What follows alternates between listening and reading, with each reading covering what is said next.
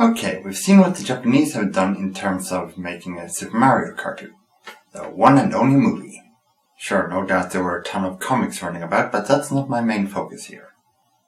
About 3 years later, the Americans decided to take up the mantle and created a few animated series. One being... Hey, paisanos! It's the Super Mario Brothers Super Show! We're the Mario Brothers and plumbing's our game. We're not like the others who get all the fame. If your sink is in trouble, you can call us on the double. We're faster than the others, you'll be hooked on the brothers. Released in 1989 by Deke Entertainment, the Super Mario Bros. Super Show was a 2-season series that was divided into 3 sections.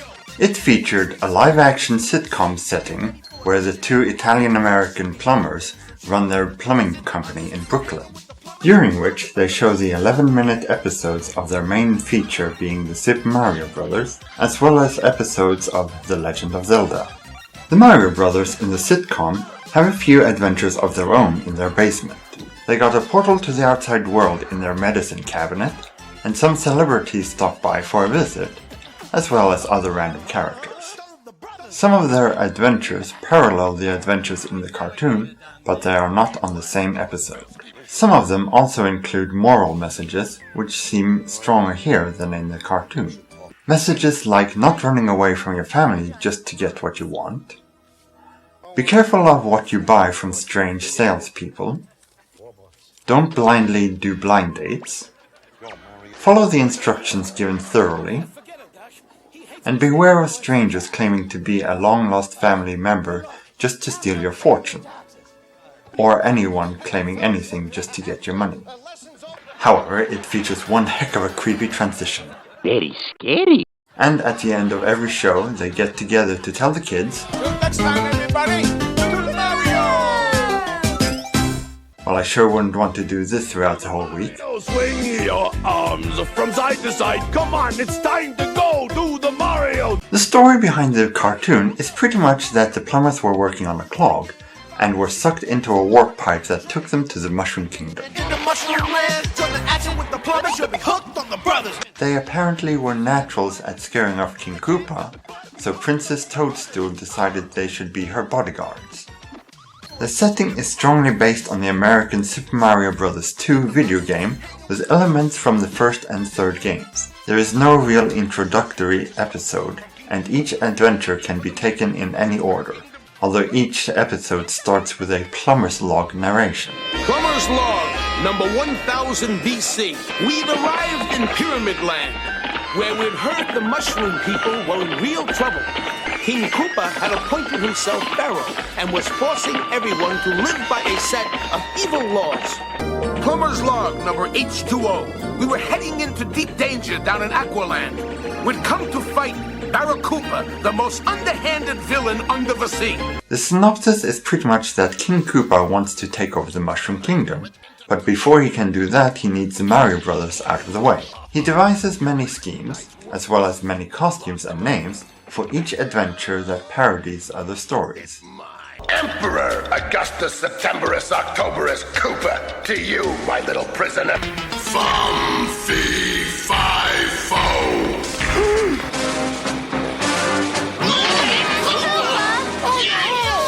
And Blackbeard Koopa himself. I am the mighty Robo Koopa. You my cigar? Yes, Count Koopula. It's Koopzilla! Koopa Khan and his horde. And when Herlock Soames my prisoner, I can now commit the criminal caper of the century.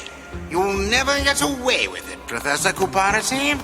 They also seem to come up with different land names like The legendary Cramelot, the Linguini Empire, Rotunda Land, Roboland, Turtlevania, the ancient city of Mythos, Carland, Pastaland. In one of the episodes, they rap and rhyme throughout the whole thing. Plumber's Log, number 224, rap land isn't rapping anymore. Cooper took their king and their money too. We're here to figure out what to do. That's it, Mario. Show 'em who's boss. Princess King, stop those albatross. The main power-up in the American Super Mario 2 game are vegetables.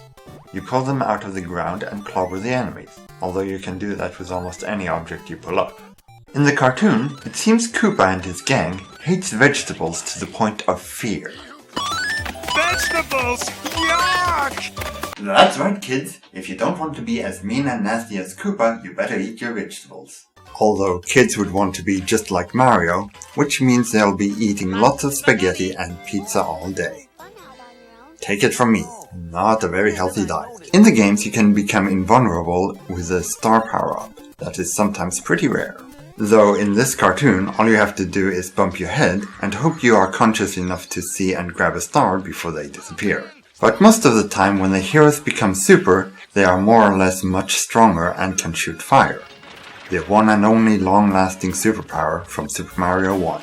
Then there's the questionable power-up where the brothers perform a patty cake routine just so they can work together to give each other a boost. Patty cake, pasta man. Give me pasta power as fast as you can. Pasta power!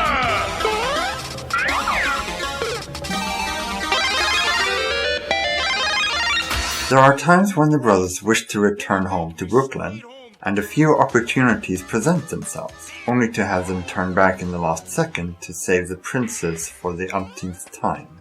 One time they do get back to Brooklyn, but Koopa follows them and tries to take over. They lure Koopa into chasing them back, and to make sure Brooklyn is safe, they destroy the gateway.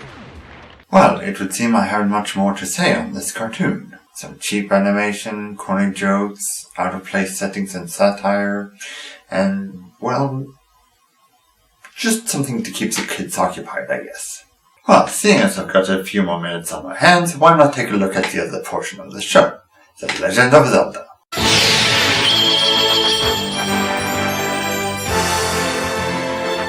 This is the Triforce of Wisdom, Link. The evil wizard Ganon has the Triforce of Power. Whoever gets both Triforces will rule this land forever. You must help me, Link. Hey, for you, Zelda, anything. The Legend of Zelda consists of 13 15-minute episodes and is mostly about trying to own two pieces of the Triforce. The Triforce of Wisdom and the Triforce of Power. The third piece, the Triforce of Courage, is never mentioned in the show. The king probably lost it on his way to Gamelon or something. The basic plot is that the Triforce of Wisdom is kept by the king and his daughter Princess Zelda. The one to guard this relic from the evil Ganon is our hero Link. Another beautiful day in the magical kingdom of Hyrule. Boring place. I used to roam the world, fighting monsters and sleeping in mud. A hero's life. Now look at me. Living in a castle, sleeping in a bed. Yeah, from adventurer to bodyguard. The mattress is probably too soft.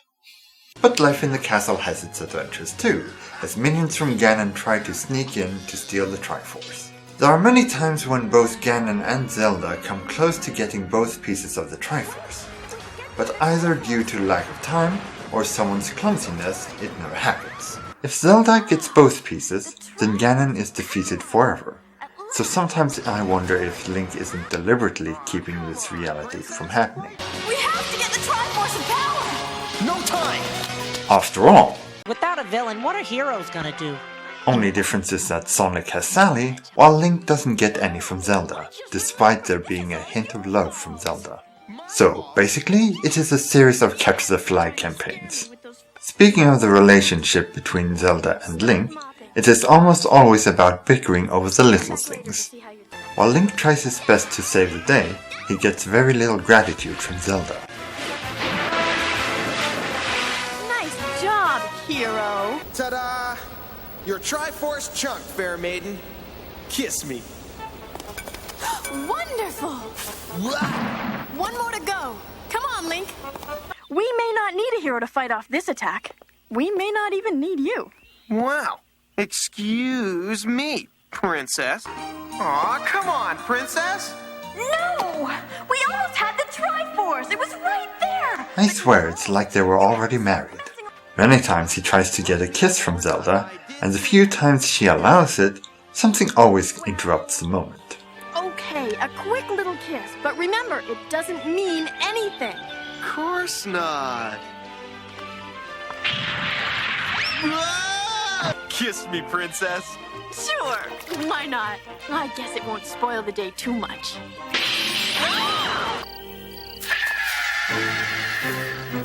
Link! Look! Are you gonna talk or smooch?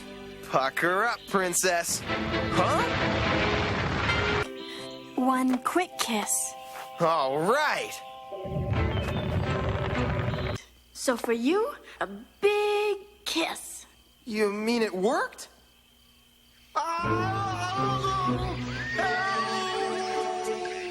Daddy!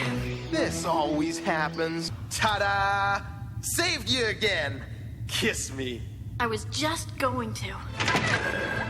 This always happens!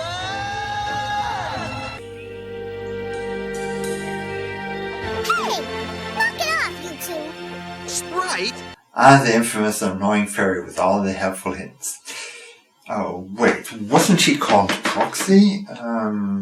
Oh no, wait, it's Navi. And this is the stuff that carries over to the CDI games. I just saved you from Ganon. You did not. As it is written, you, Link, are the hero of Corridai. I guess that's worth a kiss, huh? Huh. Although the fairy isn't quite as annoying here. She does have some useful information and can interpret some riddles, like the ones from the Triforce. To find your father, royal daughter, you must search beneath the water. Yes, the Triforce speaks. While the Triforce of Wisdom gives hints in rhymes and riddles, the Triforce of Power doesn't say anything useful. But you're no amateur. You're a pro. And there are times they take the relic for a walk.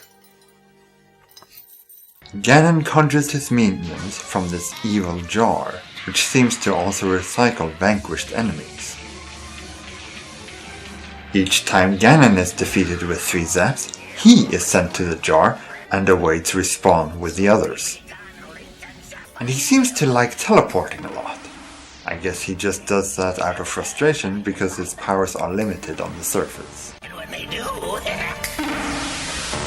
I'll be there. You know, even if it's a bit much, sometimes I wish I could do that.